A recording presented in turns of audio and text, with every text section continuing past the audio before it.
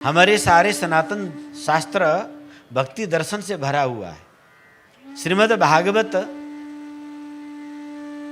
भक्ति रस का व्याख्या करता है। श्रीमद् रामचरितमानस अथवा रामायण वेदों का रस अवतार है, वो रस को गान करता है। रसो वैसा वह परमात्मा रस रूप है। रसमालयम, वो रस का सागर है, आनंद का सागर है। बड़े बड़े कमलात्मा मणिगण बारंबार पीते रहते हैं, मुहुरहो बारंबार पीवत भागवतम, पीते रहते हैं, उसमें गोते लगाते हैं, डुबकी लगाते हैं।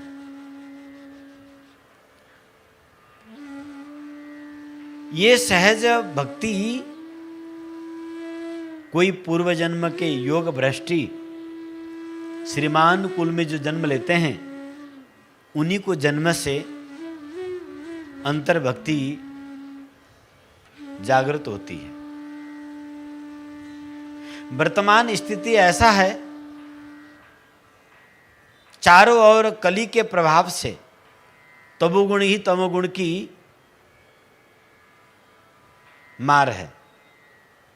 तमोगुण में सारा वातावरण, स्थिति, मन बुद्धि चित्त अहंकार शरीर प्रकृति सब तमोगुण में है इस समय। सतोगुण है ही नहीं और रजोगुण बहुत अल्प है। इसीलिए आज के लोग भोग भी भोग नहीं सकते हैं। भोग भोगने के लिए जबरदस्त रजोगुण चाहिए।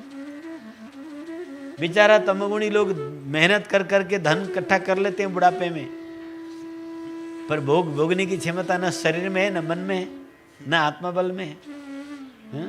चीनी नहीं खा सकता, घी नहीं खा सकता, दूध नहीं पी सकता, गैस्ट्रिक हो जाएगा दूध पिएगा तो। शुगर है, चीनी नहीं खा सकता, कोलेस्ट्रॉल बढ़ा हुआ है, घी नहीं खा सकता, फिर क्या खाएगा? बस वही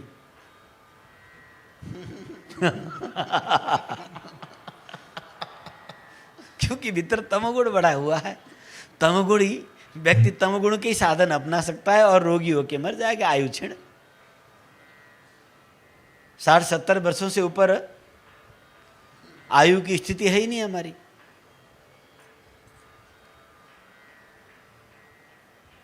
भोग भोगने के लिए, खाया हुआ भोजन पचाने के लिए भी रजोगुण चाहिए साहब। अन्य भोग की तो बात ही छोड़िए कि तमोगुणी व्यक्ति मान भी नहीं पचा सकता। तमोगुणी व्यक्ति दुख भी सहन नहीं कर सकता। उसके पास धारणीय वेग को धारण करने की कोई क्षमता नहीं होता।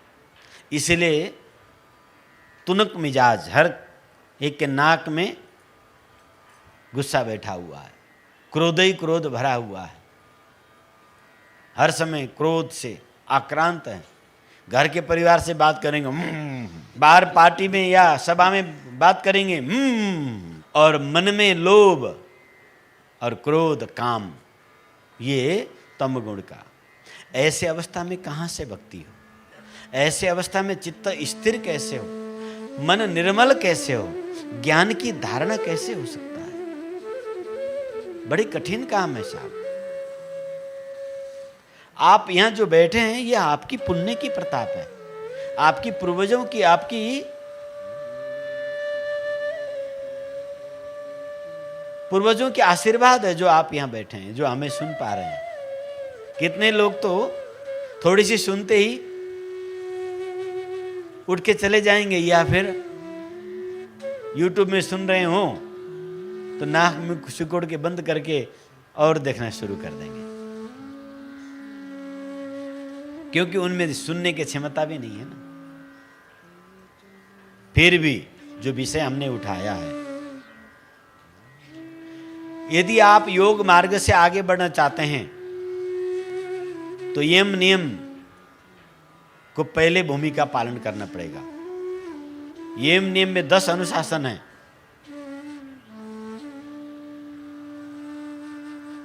शौच, संतोष, तप, स्वाध्याय,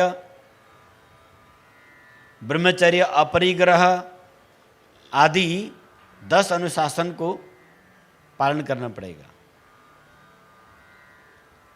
उसके बाद फिर संकल्प दृढ़ हो। आसन का मतलब केवल नाक मुख टांग टेढ़ा करना आसन नहीं है, ये शरीर की मुद्रा है। इन शरीर के मुद्रा के साथ साथ आपकी मन की दृढ़ता,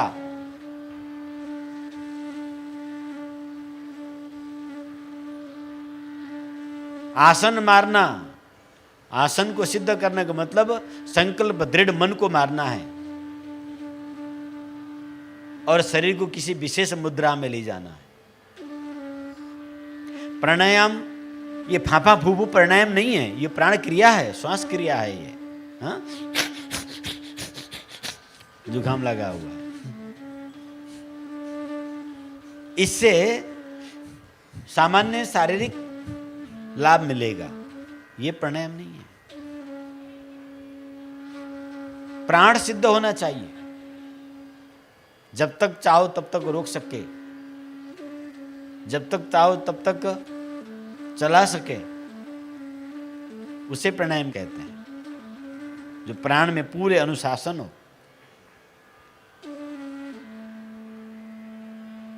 तो ये सब करना आज के भोजन संगत रंगत में रहकर बहुत कठिन है। हम लोग साधु जीवन जीकर तो बड़े मुश्किल से कर पाते हैं, दुनिया वालों को क्या कहना। और ज्ञान की स्थिति तो बहुत परे की है, तो ऐसे हालत में हमारी कल्याण कैसे हो, तब एक ही उपाय है उसमें। सब संतों ने, सबने एक मत से कहा कि एक ही उपाय है, कलौ केशव कीर्तनात्।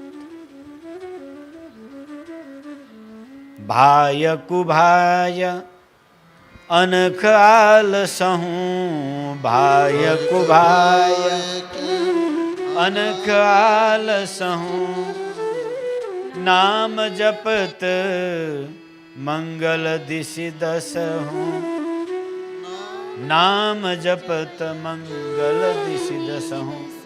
भाव से कुभाव से अनखनाते हुए, चाहे किसी भी प्रकार से हो, नाम जप साधना, भगवान नाम। अब ये नाम जप में भी बड़ा बखेड़ा है। कई पाखंडी लोग तो अपनी नाम देके शास्त्र का हवाला देते हैं। यहां राम नाम से अभिप्राय है, केवल राम नाम से,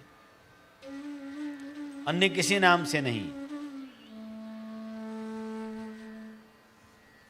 प्रहलाद नारद पराशर पुंडरीक व्यास अम्बरीश सुक सौनक भीष्म दालभ्यान रुक्मांगद अर्जुन वशिष्ठ विभीषण आदि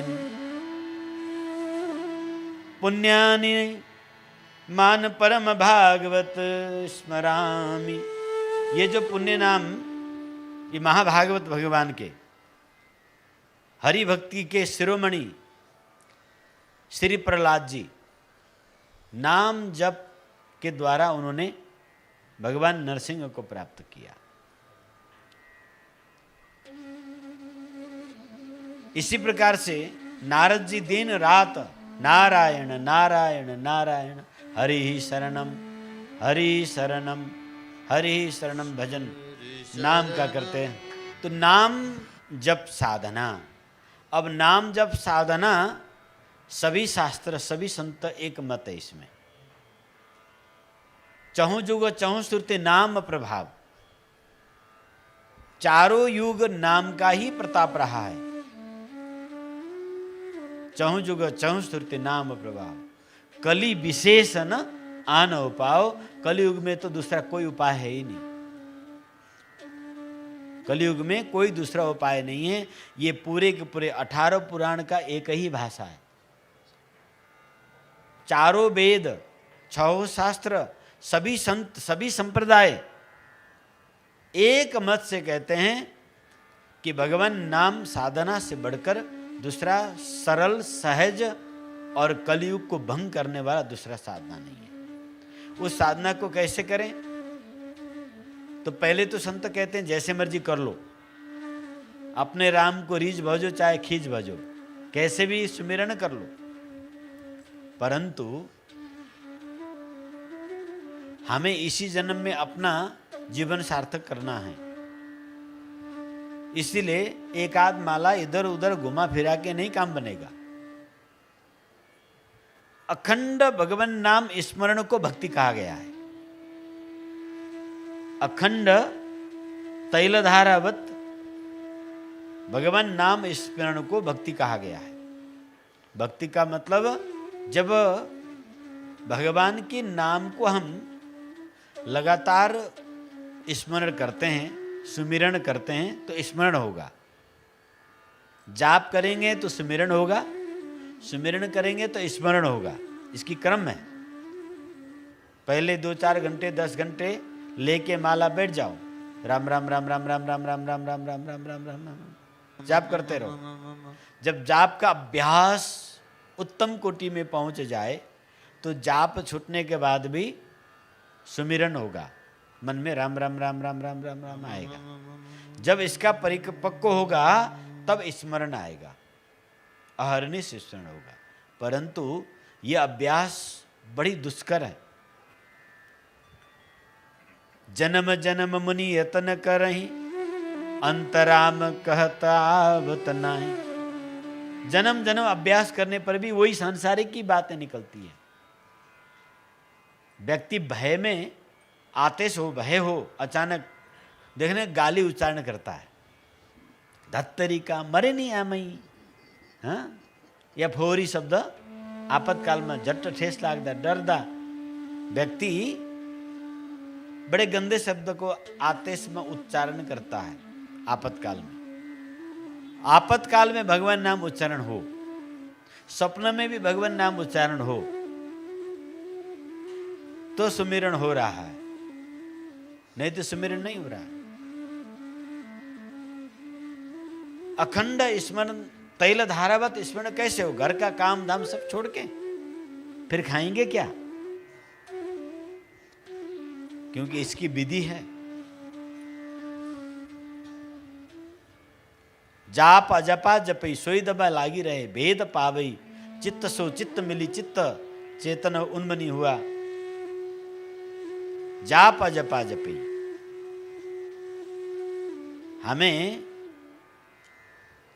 वर्तमान समय में अन्य अभ्यास हम लोग नहीं कर सकते हैं, क्योंकि 4 माला घर में फिराएंगे, 10 काम तुम्हारे दिमाग में याद आएगा, कब फिराओगे?